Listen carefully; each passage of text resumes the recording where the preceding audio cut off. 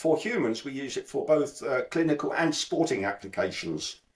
Mm. And it's been used by many of the members of a high profile, high achieving GB Olympic squad, many international Premiership rugby players, and also by Luke Shaw, the footballer, Manchester United Hmm. and England footballer.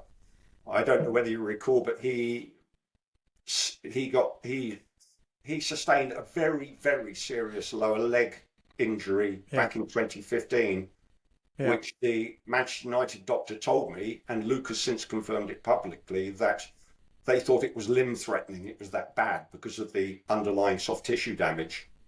Mm. And I went up and visited Luke and his parents, and he was back training within a year Mm. using that.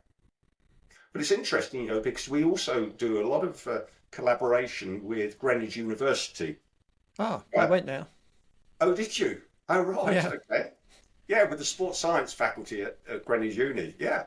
Mm. And they've done a number of clinical trials for us, and two of them that spring to mind from a sporting application, which are also now published papers, are that they used it on a cohort of recreational runners at Greenwich, and they used it on a group of long distance semi-professional athletes at the University of Madrid.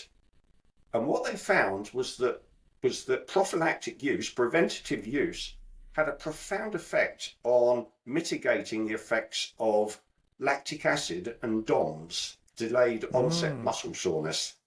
Mm. And that's probably why, on hindsight, the Olympians, the Olympic team, had such good results when they all used it. So, Mm. but it's not only relevant to athletes of any description or any age, it's also relevant to anybody who participates in a physical activity, but not on a regular basis. I mean, Mm. when you go out and start your gardening first thing in the spring, if ever it's dry enough to get out in the garden, you'll end up with aches and pains. Well, Mm. using the arc would actually mitigate those effects as well. Yeah.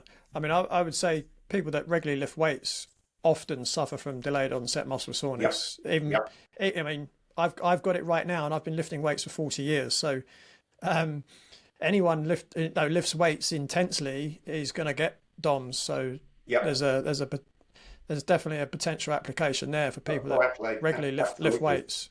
Yeah, absolutely. And again, that makes sense. If it reduces inflammation, then Yeah, it will reduce DOMS. I mean, there was a supplement that was really big back in the 90s called beta hydroxy beta methyl butyrate, which is easy for me to say. Actually, it's actually big in the horse racing circles as well. That was because again, what it does is it helps to prevent delayed onset muscle soreness. It's kind of disappeared off the scene. I'm not sure exactly why, but um, it sounds like it's possibly a similar kind of mechanism in yeah, how that works. yeah.